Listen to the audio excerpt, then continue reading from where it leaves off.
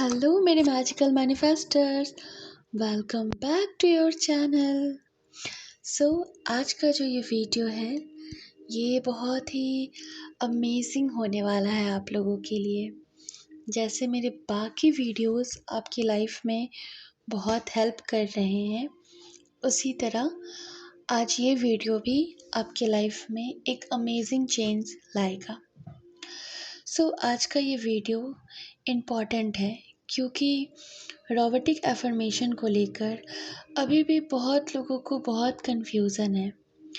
Video शुरू करने से पहले मैं आपको बता देती हूँ कि अगर आप मेरे चैनल पर पहली बार आए हैं तो आप मेरे चैनल को सब्सक्राइब कर लीजिए और अपने लाइफ को बदलने के लिए पूरी तरह से तैयार हो जाइए, क्योंकि यहाँ पर आपको मिलेगा law of attraction, law of assumption, manifestation से जुड़ी हुई हज़ारों टिप्स एंड टेक्निक्स प्लस बहुत सारे अमेजिंग नॉलेज, जिसका यूज़ करके आप बाकी लोगों की तरह अपनी लाइफ को बहुत खूबसूरत बना सकते हैं। चलो स्टार्ट करते हैं हम अपनी आज की वीडियो को। सबसे पहले बात करते हैं रेपुटेशन की। वर्कशॉप में भी और जो पर्सनल क्लाइंट्स भी होते हैं, मैंने ये चीज़ नोटिस किया है कि वो लोग बहुत बार मुझसे पूछते हैं।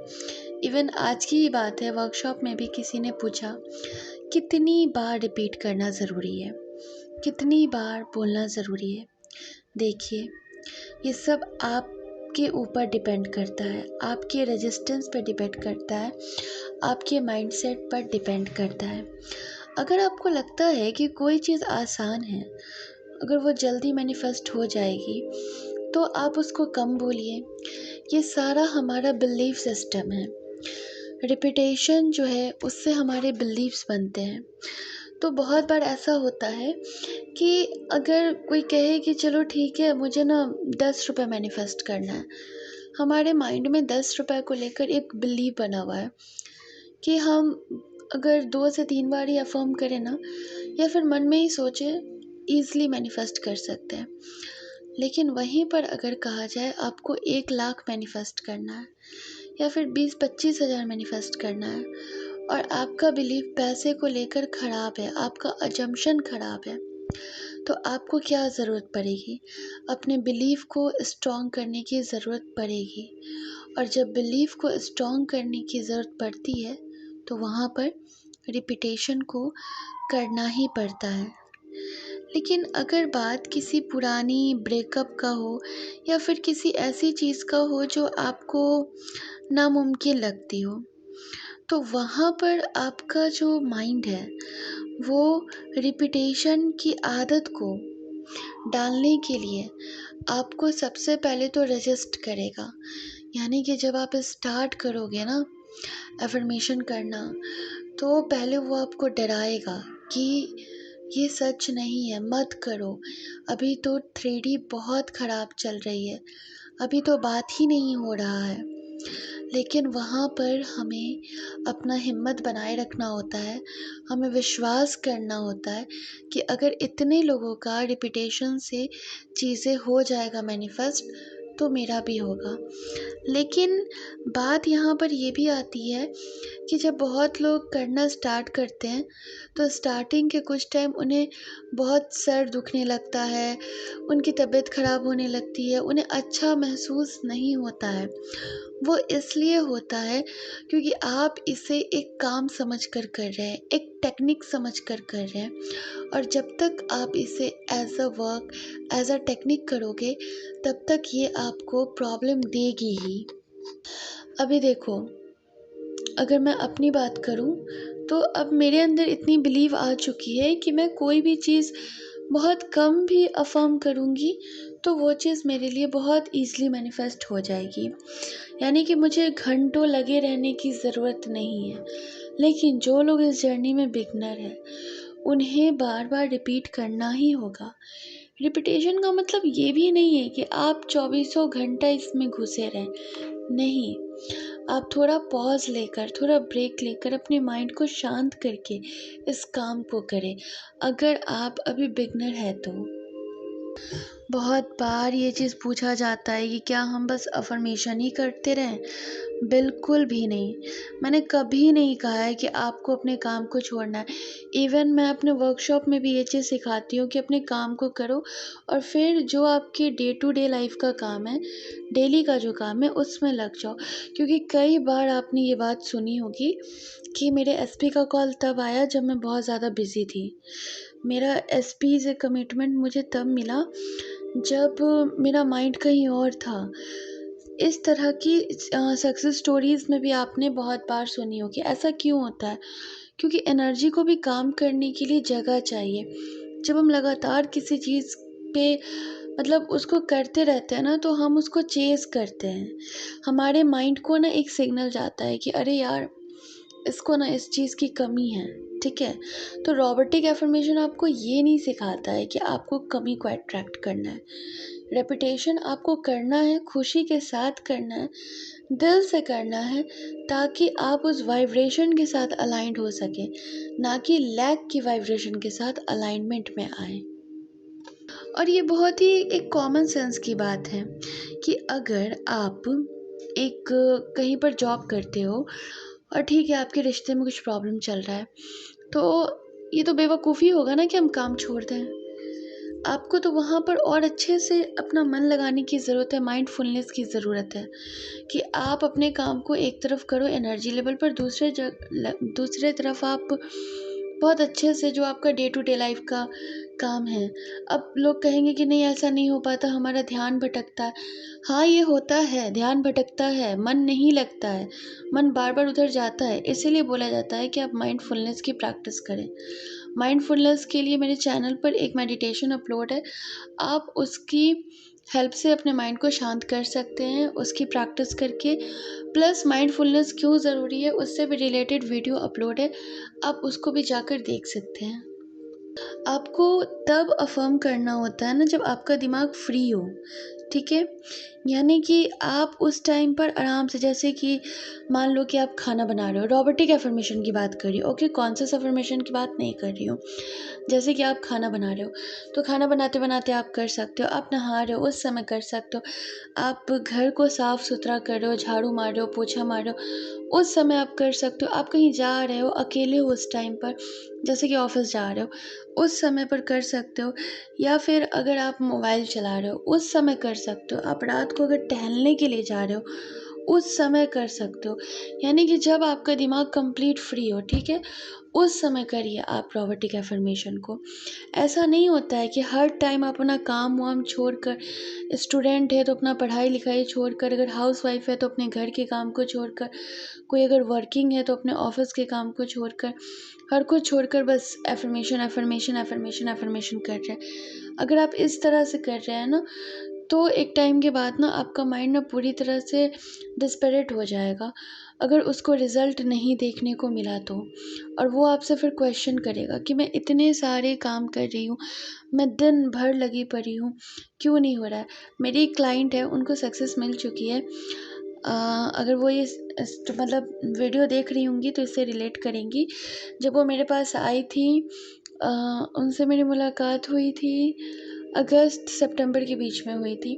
तो जब वो आई थी उस टाइम पर उनकी जो सिचुएशन थी, वो कुछ इस तरह से थी ना कि वो बस हर टाइम अफ़र्म, हर टाइम सो रही हैं तो अफ़र्म, जाग रही हैं अफ़र्म, मतलब एवरी टाइम। और उन्होंने 3-4 महीने तक लगातार करा था ये चीज़, काफ़ी टाइम से वो कर रही थी।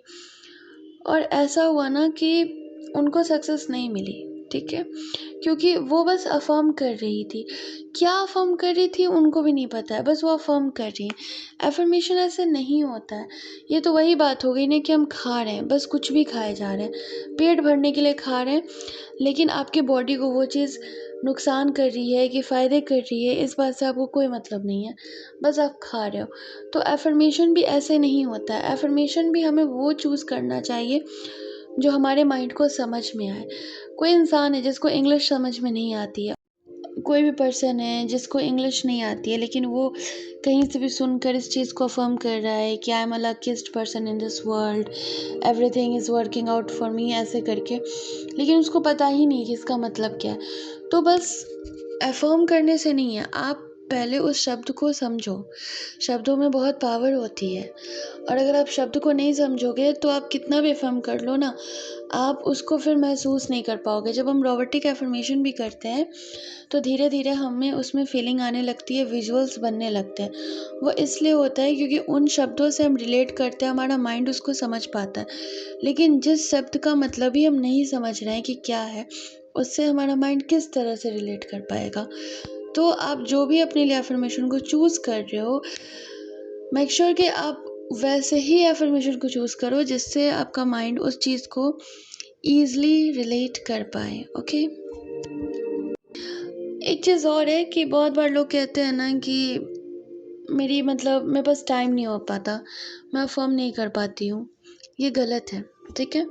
अगर आपके पास नेगेटिविटी सोचने का टाइम है, अगर आपके पास इस चीज़ का टाइम है कि आप बैठकर अपने दुःख पर रो रहे हो, कंप्लेन कर रहे हो, खुद को कोस रहे हो, अपनी किस्मत को कोस रहे हो, तो आपके पास ये भी टाइम है कि आप उसके जगह पर अपने माइंड को चेंज कर सको, उस पर काम कर सको।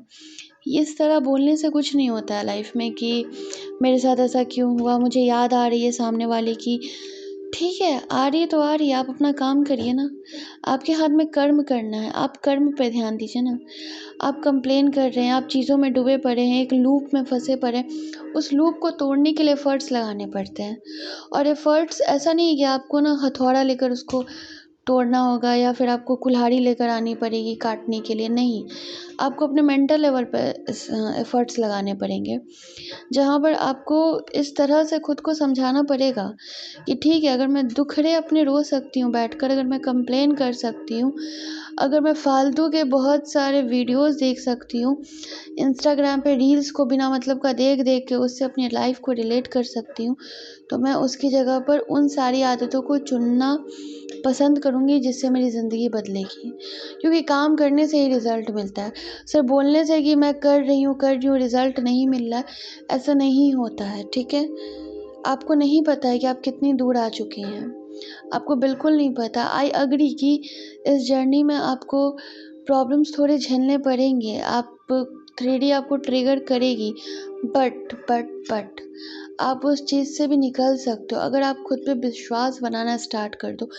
आप अपने माइंड में बस एक कॉन्सेप्ट को बैठा लो कि अगर आज से मैं पॉजिटिव वर्क कर रही हूँ, तो भले ही मुझे अभी कुछ ना दिखे, लेकिन मुझे आगे चलकर सिर्फ पॉजिटिव ही रिज़ल्ट मिलेगा, क्योंकि पॉजिटिव काम का रिज़ल्ट कभी भी नेगेटिव नहीं हो सकता है, ठीक है?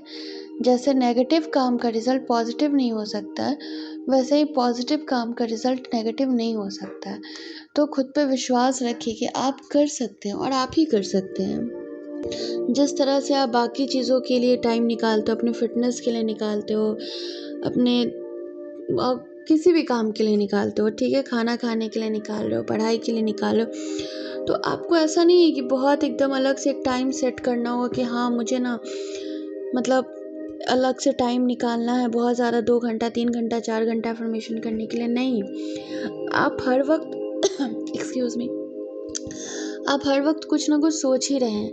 बस आपको थोड़ा कॉन्शियस होना है, आपको अवेयरनेस के साथ सोचनी है, ठीक है?